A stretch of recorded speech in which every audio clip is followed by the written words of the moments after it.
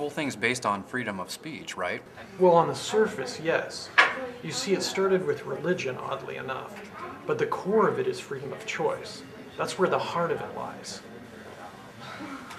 Freedom of choice makes everyone a participant. Participant? Right. Wait, start over. Look at it from a different angle.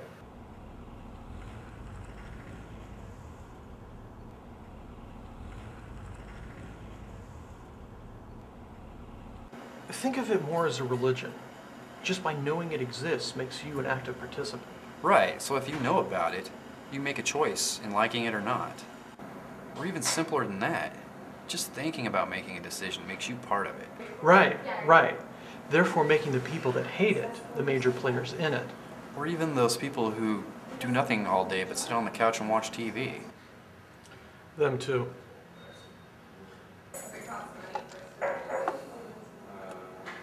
So, how does sin fit in if you have freedom of choice? Well, you can't just choose to end someone.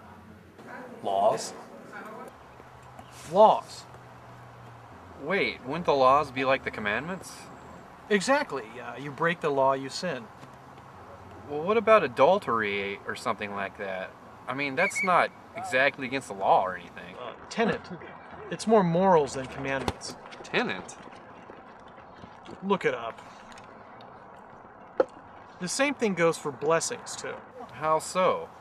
You're blessed if you're rich, white, young, etc., etc. Oh, so the sinners would be like the minorities, or especially the poor. Exactly. So what does that make you and me? Well, I don't know about you, but my paycheck says I'm a sinner. Every month. Well, so who makes the commandments? Well, in some cases, you or I. But mostly officials we elect, right? Well, sure, but doesn't God hand down the commandments? Of course. Well, then who's God? Not much of a thinker, are you? The people. We as an entity elect those who hand down what we want carried out. So it's like our own damn fault, isn't it? Well, yeah, but that's a different conversation. So that would make Jesus Uncle Sam. Indeed it would. The birth child of the people comes to rally them in dire times. Sounds like Jesus to me. Then that means the presidency is like a divine right kingship. He's not God, he's chosen by God. Right. Like the kings of medieval Europe, all that, and God spoke unto me shit. Exactly. The people tell the president what they want and he gets to work. Or rather, he's supposed to. Right. We put him into power. We put our faith in him. So what does that make the other great leaders of our country / religion? I mean, like Benjamin Franklin or Thomas Jefferson or George Washington. Well, they might be considered, saints or prophets because they're the founding fathers. Like Muhammad or St. Peter. Well, that makes sense, I suppose. So they just sit up there and make all of our laws? Where? Capitol Hill? I'm just a bill sitting on Capitol Hill. Yeah, right over there in Washington, D.C. Just like the Vatican. What? How? Well, look at it. It's not a part of any state, and it's not a state itself. It's crammed in between two states, all secluded like. Just like the Pope. Sending people all over the world, spreading the faith. Just like us setting up democracies? War? Exactly. We fight our wars to hold up our religion. Like the Crusades, we force our will upon other countries. And even if they despise us, it still secures them as part of the religion. And when the veterans come home, or even if they don't, we erect monuments to them. We praise them. We even learn from them. Like our version of stained glass windows and crucifixes. Right. Our Pope sends our forces off to do God's work in a holy war, to help people that need it, or to steal oil, or make us look good. That kind of thing. Ah, yes, the eradication of communism.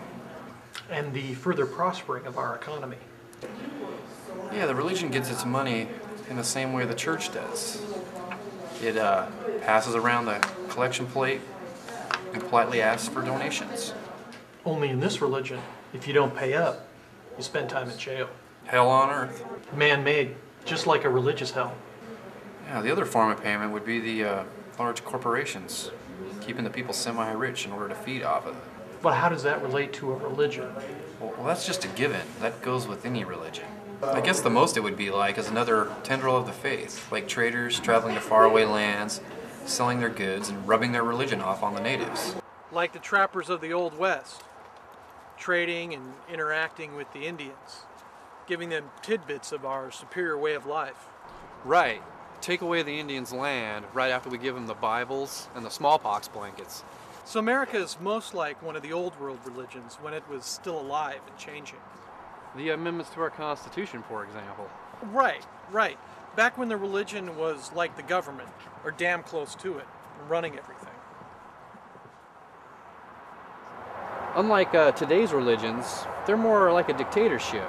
Everything in a set way, unchanging. So along those lines, you could say that in 1800 years, America would be like Catholicism. An under-practiced, guilt-driven religion. There's been a lot of talk about this next song. This song is not a rebel song. This song is Sunday, like Sunday.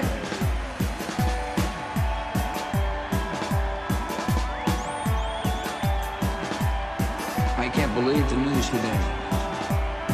Can't close my eyes and make it go away. How long must we sing this song? How long? Too long. For too long. Tonight, we can be as one. Tonight. Broken bottles under children's feet. Bodies strewn across the damn streets. But I won't heed the battle call. It puts my back against the wall. Sunday, bloody Sunday. Sunday, bloody Sunday. Sunday, bloody Sunday. Sunday, bloody Sunday.